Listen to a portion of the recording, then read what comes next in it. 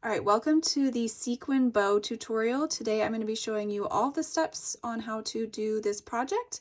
Just a little fair warning, this project is definitely a labor of love. This took many hours, but it is not hard. It just takes a long time because we're laying down one sequin at a time. So don't plan on getting this done in one session. If you're going to take on a project like this with all the sequins, I would plan on this lasting you a few sessions at least. But it is so cute and such a special thing to make and something that hopefully you'll treasure forever. So let's get started.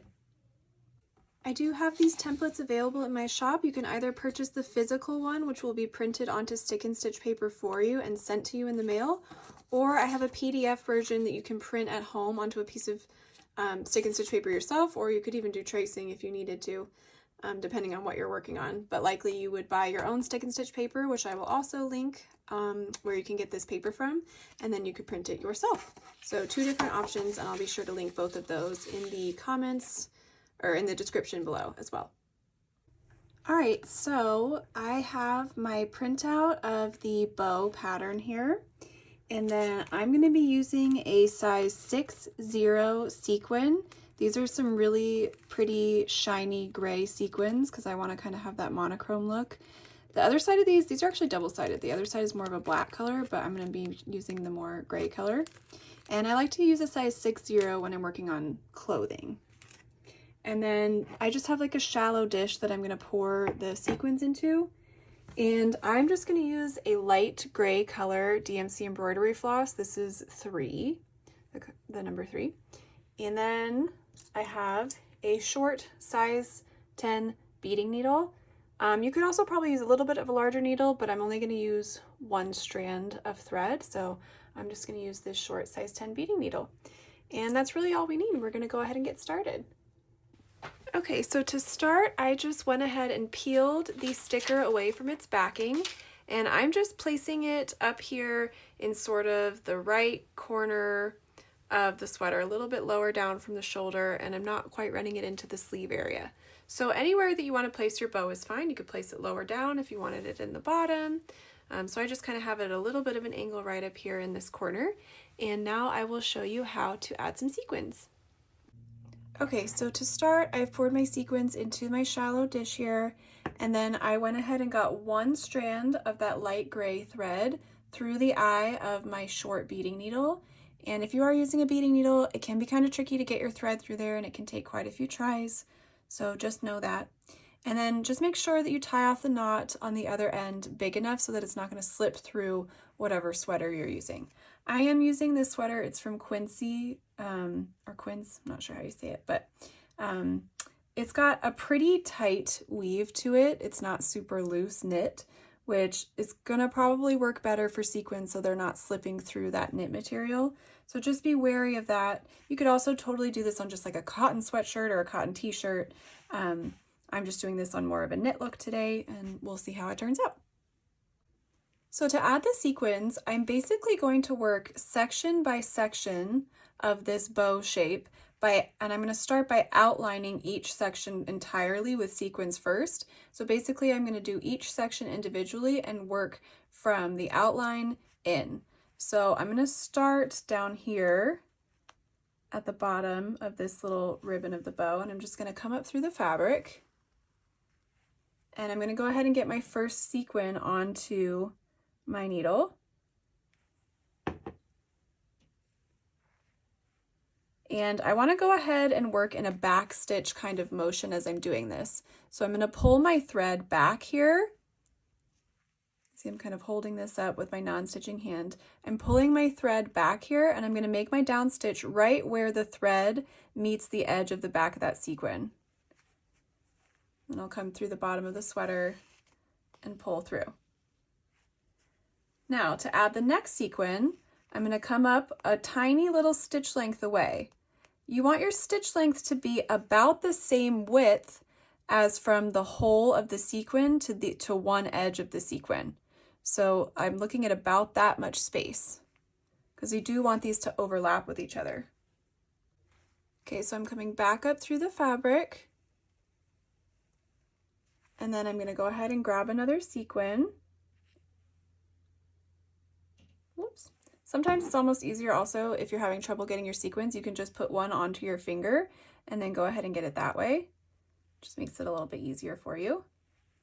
And then when you lay this sequin down, you just kind of want to use the string to make sure that it's laying on top of the sequin that came before it.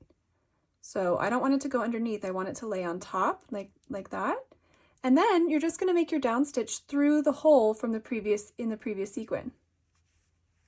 Like so.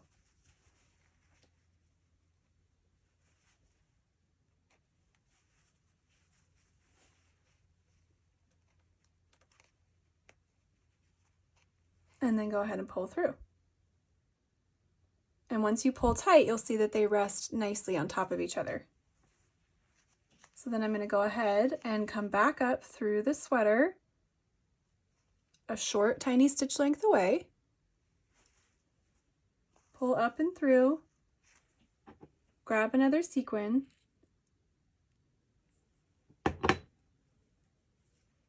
push it down, make sure that it's laying flat on top of the one behind it, or the one that came before it, and then make your down stitch through the hole of that previous sequin. So it's basically like we're doing a back stitch, but we're just adding a little sequin in each time.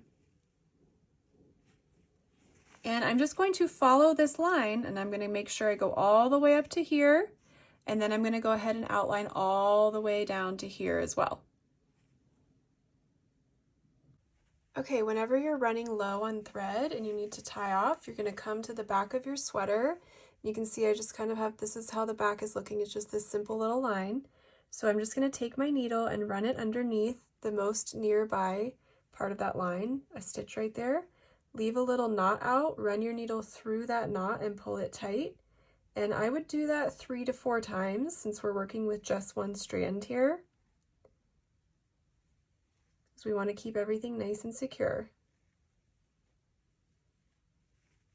I'll do it one more time. And then you can cut off the excess.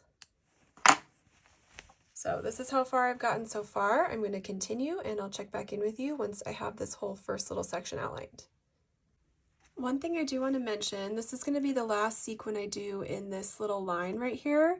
And whenever you get to that last sequin in any sort of line that you're doing, you want to go ahead and anchor it in on both sides. So I'm doing that typical stitch through the hole of the previous sequin, but then I'm also going to come up on the other side of this sequin, just right here, and I'm going to go ahead and go back through this hole just to get that last sequin all the way anchored down so it's not flying around.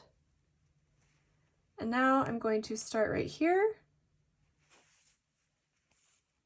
and I'm going to go all the way back down to here, and I'll turn and get this filled in too. All right, so here I have this whole first section completely outlined with sequins. Now, as you start doing this, you will see this is a bit of a labor of love. This isn't probably a project that you're gonna pick up in one day and finish in one day. You might pick it up over multiple days. So give yourself some time to do this project so you don't get burnt out. One option is to just outline each little section with sequins and leave the middle unstitched and have kind of like this sequin outline. But I like to, of course, torture myself, so I am going to go ahead and completely fill in each section with sequins. So I'll show you as an example on this section first. That way you kind of have the steps to get you through, and you'll basically just repeat those steps for each other section of the bow. So let's do that next. Okay, so to fill the interior of this, I'm going to start up here, and I basically want to do another complete line of sequins as I fill in through here. But I'm going to start by coming up. You don't need to come up right next to this sequin right here. You can move a little bit of space over, no more than the width, again, of the middle hole of the sequin to the side. So I'm just going to move this over a little bit and come up through the fabric. Go ahead and get a sequin and start with that little back stitch. So I'm going to anchor this back here.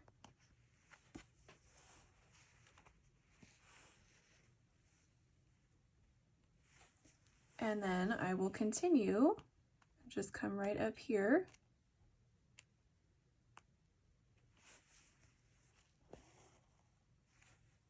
and get another sequin and go ahead and make my down stitch through that hole of the previous sequin. I just want to make sure now that this sequin is laying on top of the one to the side and on top of the one behind it. So just use your needle to kind of place it, and then you can get your needle through that hole and pull.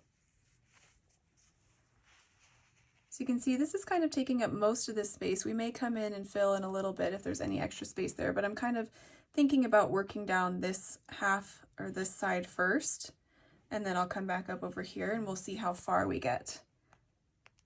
After we do those two lines, there probably won't be too much more left to fill in. It'll just be some little gaps that we need to add a few sequins into.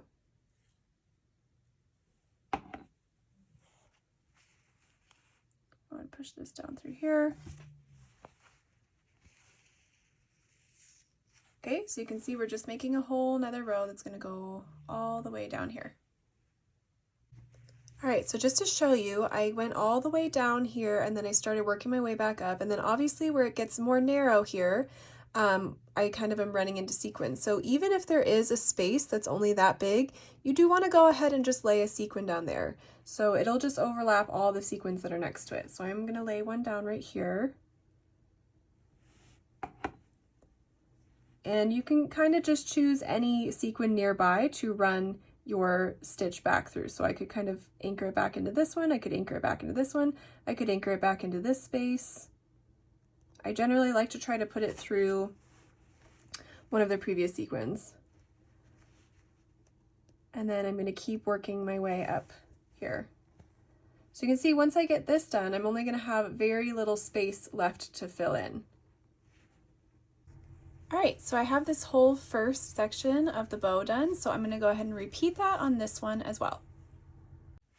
All right, so next I'm going to do these two sections of the bow that come out to the sides. And you can see on this one right here, I just started by outlining the outer edge and then that little inner part, and then I'm going to go ahead and finish by filling in any remaining space. So I'll get some right here, and then a few more right here, and then I might have to have another little row and another little row and then a couple more to fill in that remaining space. And then you'll repeat that on this other side as well. So I've got everything done except for this middle section right here, and for this one we're going to fill it in the same way we've done all the other ones. I'm going to start by outlining completely so that it's nice and defined. So I'll go all the way around with my sequins, and then I'll continue to just fill in towards the interior until I have it all filled in. All right, so here I have all of the sequins added. So now I'm going to wash the stabilizer paper away. You're going to run warm water under your sink and just use the pressure from the faucet to start dissolving away the rest of the stabilizer paper. And you can kind of use your fingers to help rub it all away. And then you're just going to hang dry and let this dry completely. And I'll show you what it looks like when we're all done. Okay, so here is my sweater all done. It is looking so cute. I am so happy with how it turned out. Definitely a labor of love, but it is so gorgeous. You can kind of see this is what the back looks like. Since we just used one strand of thread, it's not very intense on the back. You could back this maybe if you wanted to with a tender touch, but I'm just going to leave mine. The thread is really soft. I would recommend with sequins that you hand wash as much as possible and be very gentle with these sweaters, just because sequins can sometimes lose their shine depending on where you get them.